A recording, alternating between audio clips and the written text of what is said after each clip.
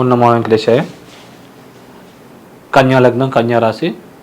ఈ యొక్క కన్యా లగ్నం వాళ్ళకి ఆదాయం 5, వ్యయం 5, రాజపూజ్యం 5, అలాగే అవమానం 2. ఈ యొక్క కన్యా లగ్నం వాళ్ళకి లగ్న మరియు దశమాధిపతి బుధుడు అవుతాడు కాబట్టి ముఖ్యంగా బుధుడు కానీ, శుక్రుడు కానీ, శని కానీ ఈ 3 గ్రహాలు 1వ ఇంట్లో కానీ 7వ ఇంట్లో కానీ సంచరించినప్పుడు ముఖ్యంగా శని సంచరించే అవకాశం, ముఖ్యంగా బుధ శుక్రులు మరియు దశ కాని రాహు ఈ యొక్క జన్మలగ్నంలో సంచరించినప్పుడు మీకు వివాహ ప్రయత్నాలు చేసే వాళ్ళకి వివాహం పరంగా వరుడైతే వధువు, వధువు అయితే అనుకూలమైనటువంటి వరుడు లభించే అవకాశం ఉంది కాబట్టి మీరు ఈ సమయంలో ప్రయత్నిస్తే, ముఖ్యంగా కన్యలో కానీ మీనంలో కానీ ఈ 3 గ్రహాలు ఉన్నప్పుడు ఈ యొక్క ఆల్రెడీ రాహు, దశ కాని రాహు ఆల్రెడీ 7వ ఇంట్లో రాహు ఉన్నాడు కాబట్టి మీకు ఒకవేళ వ్యక్తిగత జాతకంలో రాహు మహాదశ కాకపోతే కనుక వివాహ ప్రయత్నాలు చేస్తే కనుక 100కి 100% ముఖ్యంగా శుక్రబుధులు మీనంలోకి కానీ కన్యలోకి కానీ వచ్చినప్పుడు వివాహ ప్రయత్నాలు చేస్తే 100కి 100% విజయవంతం అయ్యే అవకాశం ఉంది. అలాగే వ్యక్తిగత జాతకంలో మీకు శని కానీ, శుక్రుడు కానీ, బుధుడు కానీ ఈ దశలు అంతర్దశలు నడిచినప్పుడు ఈ యొక్క కాంబినేషన్స్ కూడా ఉన్నప్పుడు మీరు వివాహ ప్రయత్నాలు చేస్తే 100కి 100% వివాహం అయ్యి తీరుతుంది, దానిలో సందేహమేం లేదండి.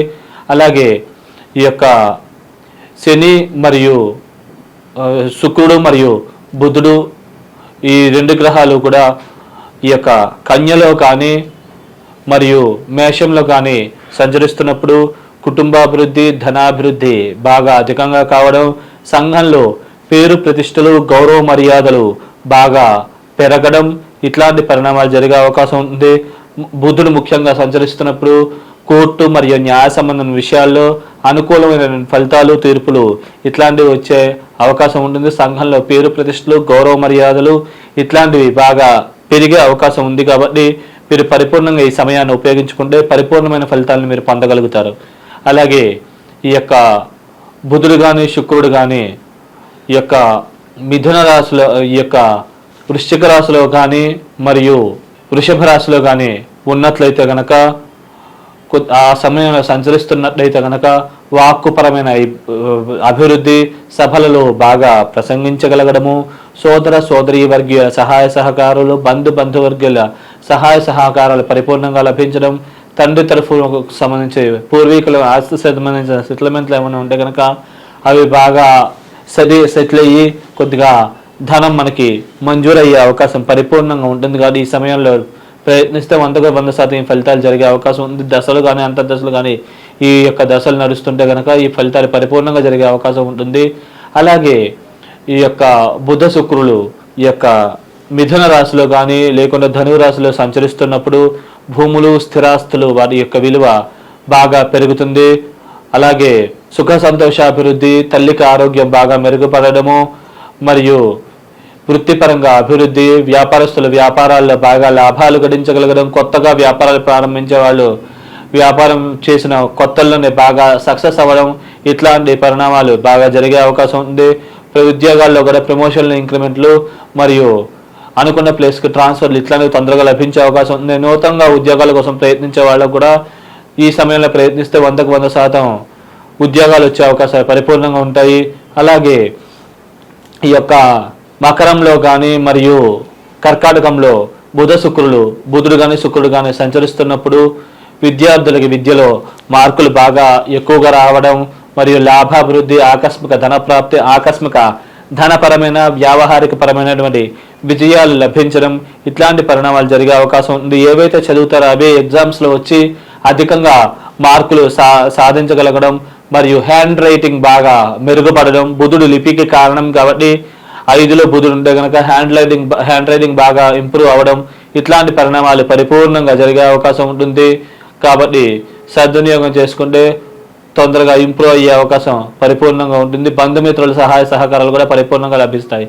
అలాగే ఈ యొక్క బుధుడు కానీ శుక్రుడు కానీ 6లో సంచరిస్తున్నప్పుడు కొద్దిగా లోన్లు తొందరగా మంజూరు అవుతాయి. రావాల్సిన మొండి బాకీలు ఏమైనా ఉంటే కనుక అవి తొందరగా వసూలు అయ్యే అవకాశం ఉంటుంది. మీరు ఎవరికైనా డబ్బులు ఇవ్వాలన్నా అప్పులు తొందరగా తీర్చగలుగుతారు. అలాగే ఈ యొక్క 12 కూడా శని ఆల్రెడీ అక్కడే ఉండడం వల్ల బుధుడు కానీ శుక్రుడు కానీ అక్కడికి వస్తే 12వ స్థానాన్ని చూస్తారు కాబట్టి విదేశీ ప్రయత్నాలు చేసే వాళ్ళకి తొందరగా వీసా పాస్పోర్ట్ ఇలాగా తొందరగా మంజూరు అయ్యే అవకాశం ఉంది. తొందరగా విదేశాలకు వెళ్ళగలుగుతారు. వెళ్ళినా కూడా అక్కడ వ్యక్తిగత జాతకం కూడా బాగుంటే కనుక తొందరగా సెటిల్ అయ్యే అవకాశం పరిపూర్ణంగా ఉన్నది కాబట్టి ఈ సమయాన్ని మీరు సద్వినియోగం చేసుకోగలరు. అలాగే భాగ్యాభివృద్ధి నిర్వధనాలు కూడా బాగా పెంపొందుతాయి. అలాగే ఈ యొక్క లగ్నానికి తృతీయ మరియు అష్టమాధిపతి అయినటువంటి అంగారకుడు, ముఖ్యంగా అంగారకుడు కానీ రవి కానీ మరియు చంద్రుడు కానీ ఈ యొక్క కన్యా రాశిలో సంచరిస్తున్నప్పుడు స్టామినా, ఇమ్యూనిటీ ఇట్లాంటివి స్వల్పంగా తగ్గుతాయి. ముఖ్యంగా రవి ఉన్నప్పుడు కొద్దిగా ఆరోగ్య కారకత్వం కూడా రవికి రావడం వల్ల స్టామినా, ఇమ్యూనిటీ తగ్గడము, కొద్దిగా కన్యా రాశిలో రవి ఉన్న ఇదే ఫలితాలు జరిగే అవకాశం ఉంటుంది. అలాగే కొద్దిగా చిన్న చిన్న మానసికమైన చంద్రుడు సంచరిస్తున్నప్పుడు స్వల్పంగా మానసికమైన ఇబ్బందులు, టెన్షన్లు ఇట్లాంటివి అధికంగా ఉంటాయి. అలాగే కుజుడు సంచరిస్తున్నప్పుడు కొద్దిగా కోపతాపాలకు అధికంగా గురవడం ఇట్లాంటి సమస్యలు తలెత్తే అవకాశం. వివాహపరమైన సమస్యలు, కుజుడు భార్యాభర్తలకి కారణం కాబట్టి కొద్దిగా అధికంగా భార్యాభర్తల మధ్య మనస్పర్ధలు రావడం ఇట్లాంటివి జరిగే అవకాశం ఉంటుంది. అలాగే ఈ యొక్క తులా మరియు మేషరాశుల్లో ఈ యొక్క రవి కానీ చంద్రుడు కానీ కుజుడు కానీ సంచరిస్తున్నప్పుడు కొద్దిగా న్యాయపరమైన కోర్టుకు సంబంధించిన విషయాల్లో చిన్న చిన్న ఇబ్బందులు, సమస్యలు తలెత్తే అవకాశం ఉంటుంది. అలాగే మానసికమైన ఒత్తిడి, చికాకులు, టెన్షన్లు అధికంగా ఉండే అవకాశం ఉంది. మరియు కొద్దిగా పీడకలలు ఇట్లాంటివి కూడా అధికంగా వచ్చే అవకాశం ఉంటుంది. కాబట్టి ఈ విషయాల్లో అప్రమత్తంగా జాగ్రత్తగా వ్యవహరించినట్లయితే కనుక దోష ప్రభావం నుంచి బయటపడగలుగుతారు. అనారోగ్య భయాలు కూడా స్వల్పంగా కలిగే అవకాశం ఉంది. అలాగే ఈ యొక్క వృషభ రాశిలో కానీ వృశ్చిక రాశిలో కానీ ఈ యొక్క రవి కానీ చంద్రుడు కానీ కుజుడు సంచరిస్తున్నప్పుడు కొద్దిగా వాక్కుపరమైన ఇబ్బందులు, అప్పుడప్పుడు టంగ్ స్లిప్ అవ్వడం, దానివల్ల మనం సమస్యలు కొందెచ్చుకోవడం ఇట్లాంటి సమస్యలు తలెత్తే అవకాశం ఉంది. డబ్బు ఖర్చులు అధికంగా అవ్వడం, మరియు సేవింగ్స్ కూడా ఖర్చు అయిపోవడం, మరియు చేతి దాకా వచ్చి కొన్ని అదృష్టాలు చేజారడం, సోదరి వర్గీయులతో చిన్న చిన్న విభేదాలు, మనస్పర్ధలు ఇట్లాంటివి క్రియేట్ అయ్యే అవకాశం ఉంది. కాబట్టి ఈ విషయాల్లో అప్రమత్తంగా జాగ్రత్తగా వ్యవహరిస్తే దోష ప్రభావం నుంచి బయటపడగలుగుతారు. అలాగే కుజుడు సోదర కారకత్వం కూడా కుజుడికి రావడం వల్ల 3వ స్థానం సోదర స్థానం కావడం వల్ల ముఖ్యంగా కుజుడు 3వ ఇంట్లో సంచరిస్తున్నప్పుడు మాత్రం సోదరి వర్గీయులతో చాలా ఇబ్బందులు, చికాకులు క్రియేట్ అయ్యే అవకాశం ఉంది. ఈ సమయం పాటిస్తే మంచిది. అలాగే ఈ యొక్క రవిచంద్ర కుజులు ఈ యొక్క ధనురాశిలో కానీ మిథున రాశిలో కానీ సంచరిస్తున్నప్పుడు కొద్దిగా భూములు, స్థిరాస్తుల విషయాల్లో లిటిగేషన్స్ క్రియేట్ అవ్వడం, వాటి యొక్క విలువ స్వల్పంగా తగ్గడము, మరియు వేరే వాళ్ళు భూ కబ్జాలు చేయడం, దానివల్ల కూడా కొన్ని ఇబ్బందులు, సమస్యలు తలెత్తడం, మరియు ఈ యొక్క ఉన్నతాధికారుల వల్ల ఒత్తిడి వల్ల కొన్ని ఇబ్బందులు క్రియేట్ అవ్వడం, వ్యాపారస్తులకి స్వల్పంగా చిన్న చిన్న నష్టాలు జరగడం ఇట్లాంటివి జరిగే అవకాశం ఉంది. అలాగే కొద్దిగా వాహన గండాలకి, ప్రమాదాలకు కూడా గురయ్యే అవకాశం ఉంది. కాబట్టి ఈ యొక్క దశలు, అంతర్దశలు నడిచినప్పుడు ముఖ్యంగా ఈ గ్రహాలు ధనురాశిలో కానీ ఈ యొక్క మిథున రాశిలో సంచరిస్తున్నప్పుడు మాత్రం కొద్దిగా అప్రమత్తంగా జాగ్రత్తగా వ్యవహరిస్తే ఈ యొక్క దోష ప్రభావం నుంచి బయటపడగలుగుతారు.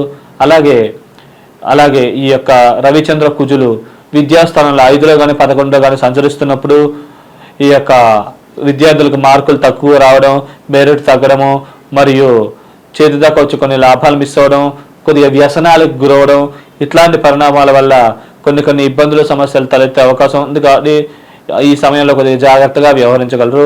అలాగే ఈ రవిచంద్ర కుజులు కుంభంలో కానీ సింహంలో కానీ సంచరిస్తున్నప్పుడు అనవసరమైన ధన ఖర్చు, కొద్దిగా విదేశీ ప్రయత్నాలు చేసే వాళ్ళకి కొద్దిగా విదేశీ ప్రయత్నాలు వాయిదాలు పడడం, అనవసరమైన ప్రయాణాల వల్ల ధన నష్టం ఇట్లాంటివి జరిగే అవకాశం ఉంది. శత్రురోగ రుణాధిపతులు కూడా అధికంగా కలిగే అవకాశం ఉంది. కాబట్టి ఈ విషయాల్లో అప్రమత్తంగా జాగ్రత్తగా వ్యవహరించినట్లయితే ఈ దోష ప్రభావం నుంచి పరిపూర్ణంగా బయటపడగలుగుతారు.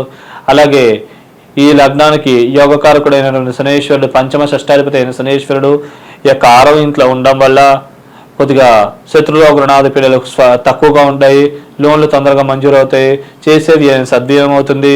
అలాగే ఆకస్మిక ధన లాభాలు, ఆకస్మిక ధన ప్రాప్తి, అలాగే కోర్టు మరియు న్యాయ సంబంధమైన విషయాల్లో కొద్దిగా అనుకూలమైన ఫలితాలు, తీర్పులు వచ్చే అవకాశం ఉంది. అలాగే ఈ యొక్క శనీశ్వరుడు 3వ స్థానాన్ని చూడడం వల్ల బాగా ప్రసంగించగలిగిన సోదరి వర్గీయుల సహాయ సహకారాలు లభించడం లాంటి పరిణామాలు జరిగే అవకాశం ఉంది. శని దశలు అంతర్దశలు నడిచినట్లయితే ఈ ప్రభావాలు అధికంగా ఉండే అవకాశం బాగా ఎక్కువగా ఉన్నది. అలాగే యోగకారకుడైనటువంటి రాహు ముఖ్యంగా వ్యక్తిగత జాతకంలో కేతు మహాదశ ముందు అయిపోయి రాహు మహాదశ తర్వాత వచ్చినట్లయితే వివాహ ప్రయత్నాలు చేసే వాళ్ళకి తొందరగా వివాహం అయ్యే అవకాశం ఉంది. ఆ వరుడైతే అనుకూలమైన వరుడైతే అనుకూలమైన వధువు ఇట్లా లభించే అవకాశం ఉంది. స్టామినా ఇమ్యూనిటీ పెంపొందుతుంది. ఇలా అన్ని పరాలుగా కూడా యోగించి లాభించి పరిపూర్ణమైనటువంటి శుభకరమైనటువంటి ఫలితాలనే కలగజేసే అవకాశాలు పరిపూర్ణంగా ఉన్నాయి. కాబట్టి మీరు ఈ సమయాన్ని ఉపయోగించుకుంటే తొందరగా ఉన్న స్థితి నుంచి ఉన్నత స్థితికి చేరుకోగలుగుతారు. అలాగే ఈ యొక్క లగ్నానికి చతుర్థ సప్తమాధిపతి అయినటువంటి గురు భగవానుడు ఈ యొక్క భాగ్యంలో సంచరించడం వల్ల ధన నష్టం, అనవసరమైన ధనపరమైన ఖర్చులు, స్టామినా ఇమ్యూనిటీ స్వల్పంగా దెబ్బతింటడం, వాక్కుపరమైన ఇబ్బందులు, విద్యాపరంగా స్వల్పమైన విద్యాస్థానాన్ని చూడడం వల్ల స్వల్పమైన విద్యాపరమైన ఇబ్బందులు విద్యార్థులకు క్రియేట్ అయ్యే అవకాశం ఉంది. కాబట్టి ఈ విషయాలు అప్రమత్తంగా జాగ్రత్తగా వ్యవహరించినట్లయితే ఈ దోష ప్రభావాన్ని నుంచి పరిపూర్ణంగా బయటపడగలుగుతారు. వ్యక్తిగత జాతకంలో కనుక మీకు ముందుగా కనుక రాహు మహర్ష ముందు అయిపోతే కనుక అనారోగ్య సమస్యలు తలెత్తే అవకాశం ఉంటుంది. భార్యాభర్తల మధ్య చికాకులు, వివాహ ప్రయత్నాలు చేసే విషయాల్లో కూడా ముందుగా కనుక కేతు మహాదశ అయిపోతే రాహుమహాదశ అయిపోతే కనుక చిన్న చిన్న ఆటంకాలు క్రియేట్ అయ్యే అవకాశం ఉంది. దోష ప్రభావం నుంచి పరిపూర్ణంగా బయటపడి మీరు అనుకున్నది సాధించాలనుకుంటే కనుక సుబ్రహ్మణ్య ఆరాధన విశేషంగా ఆచరించడం, మరియు మీరు ఈ యొక్క శనగలు మరియు ఉలవలు రెండు కూడా బాగా ఉడకబెట్టి గురువారం ఆవుకి తినిపించడం, ఈ పరిహారాలు రెగ్యులర్గా చేయడం వల్ల ఈ దోష ప్రభావాల నుంచి పరిపూర్ణంగా బయటపడి మీరు ఏదైతే అనుకున్నారో ఆ పనులన్నీ కూడా సాధించగలుగుతారు. శుభం.